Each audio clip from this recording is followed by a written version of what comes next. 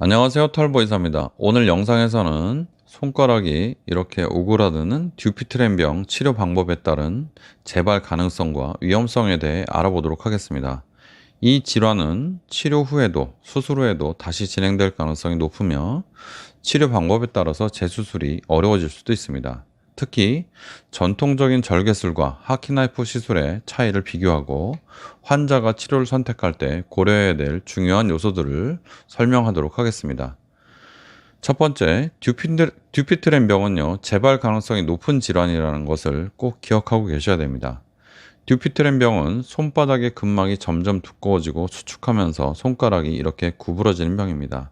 한번 구부러지면 다시는 펼 수 없습니다. 자연적으로 호전되지 않고요. 치료 후에도 수술 후에도 재발하는 경우가 많습니다. 연구에 따르면 치료 방법에 따라서 약 30에서 50%의 환자들이 재발이 발생합니다. 한 60%까지 재발되는 그런 수술법도 있습니다. 따라서 처음 치료를 선택할 때 재발 가능성을 고려하는 것이 당연한데 수술을 처음 시행할 때 환자들에게 재발 가능성에 대해서 설명은 하지만 재발을 했을 때 어떤 치료를 받게 되느냐, 재발을 했을 때 그 재발을 어떻게 해결을 하느냐는 사실은 환자들에게 알려주지 않는 것이 문제였습니다. 두 번째, 전통적인 손바닥 절개 수술은 재발 시에 재수술이 어렵습니다. 전통적인 손바닥 절개 수술은요, 근막을 광범위하게 제거해야 되기 때문에 손바닥을 광범위하게 절개해야 됩니다. 상대적으로 재발률이 적은 것으로 알려져 있습니다. 하지만 이 방법을 사용하면 재발을 했을 때 재수술이 매우 어려워질 수밖에 없습니다.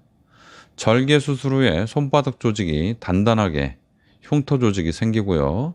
혈관과 신경이 늘어붙어서 어디가 혈관이고 어디가 신경인지 구별하기가 어려워서 재수술 시에는 손상될 위험이 높아지기 때문입니다.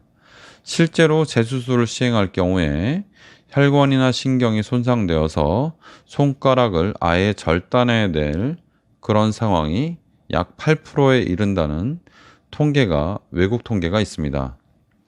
이 듀피트렌병은요, 우리나라에서는 굉장히 드뭅니다. 약 0.1%에서 0.3% 정도 발생을 하는데, 북유럽에서는요, 60세 남자 기준으로 했을 때 거의 3명 중에 1명이 걸립니다. 약 30%가 넘죠.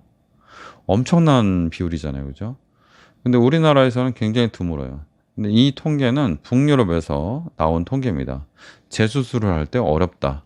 손가락 절단 위험이 약 10%에 이른다.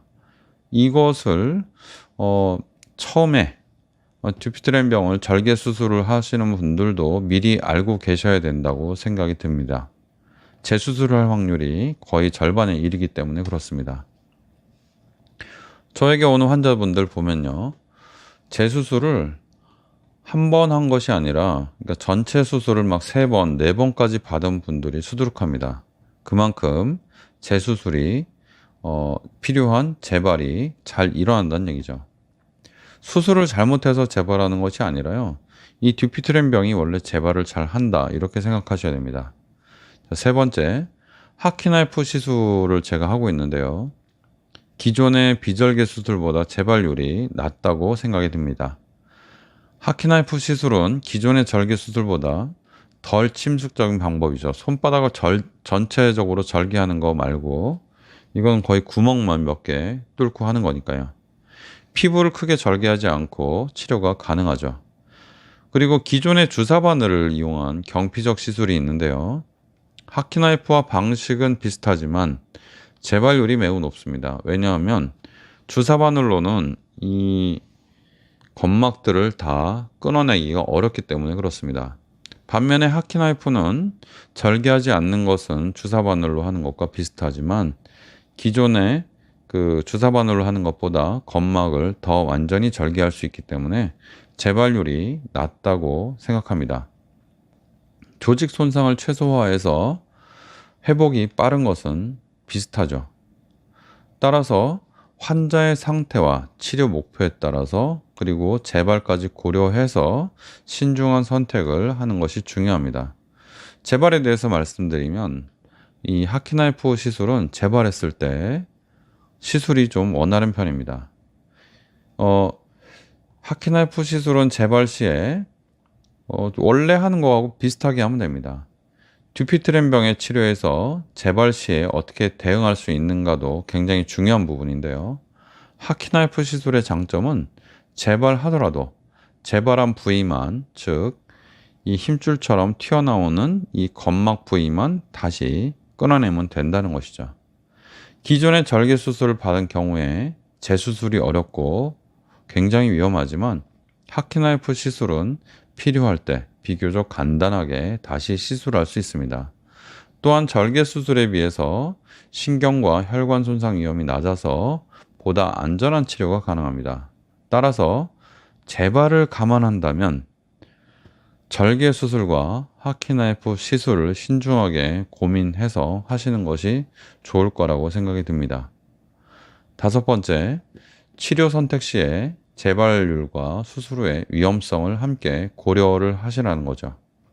듀피트렌병 치료를 결정할 때는 단순히 치료 직후의 결과만 보는 것이 아니라 재발 가능성과 재치료의 어려움, 손의 장애 여부 등을 고려하셔야 됩니다.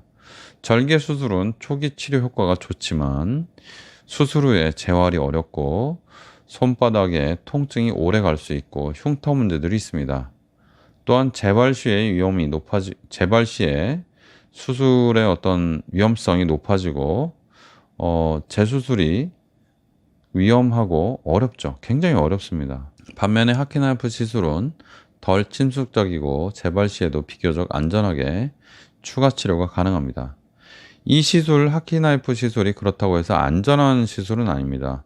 굉장히 예민하고 민감하게 손의 구조물들을 따라서 하키나이프를 운용을 해야지만 할 수가 있고 쉽지가 않습니다. 그래서 실제적으로 하키나이프 시술로 듀피트렌병을 치료하는 것은 지금 저 혼자밖에 없다는 생각이 듭니다. 왜냐하면 누가 한다는 얘기를 제가 들어보지 못했고 외국에서는요.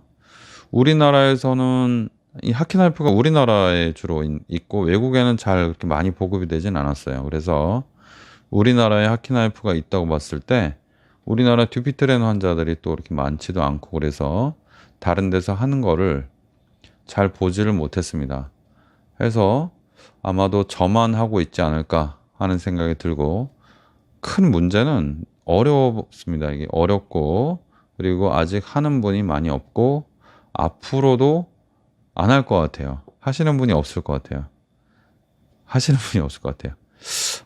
모르겠습니다. 이게 하다가 좀 효과가 너무 좋고 그러면은 보급이 될지 모르겠는데 보급시키기가 그렇게 쉬울 것 같지 않습니다. 저는 보급하고 싶습니다. 많이 좀 배우셨으면 좋겠어요. 자, 그래서 오늘 내용을 정리해 드리면요. 듀피트렌병은 수술 후에도 재발 가능성이 높기 때문에 치료 방법을 신중하게 선택해야 됩니다. 전통적인 절개 수술은 재발률은 낮지만 재수술이 굉장히 어려울 수 있습니다. 심한 경우에 손가락 절단 위험이 약 8%에 육박하고요. 반면에 하키나이프 시술은 기존의 비절개 치료, 그러니까 주사 바늘로 하는 치료보다 재발률이 낮고 재발 시에도 비교적 쉽게 추가 치료가 가능한 장점이 있습니다. 그러나 하키나이프 시술은 매우 어려워서 하고 있는 데가 별로 없다는 것이 단점이죠. 한 가지 위안이라고 하면 우리나라에 듀피트렌병이 그렇게 많지 않다는 것이 다행입니다. 따라서 치료 방법을 선택할 때는 단기적인 효과뿐만 아니라 재발 가능성 그리고 재발했을 때 수술의 결과 그 수술의 예후에 대해서도 같이 고민을 하시고 안정성을 함께 고려하는 것이 중요합니다. 듀피트렌 환자분들 수술 한두 번 하신 분들은요, 손의 장애가 대부분 남습니다. 굉장히 힘들어합니다. 듀피트렌 환자분들은 알 겁니다. 감사합니다. 오늘은 듀피트렌병에 대해서 개방성 전통적인 절개 수술과 하키나이프 시술에 대해서 말씀드려봤습니다. 털보이사였습니다.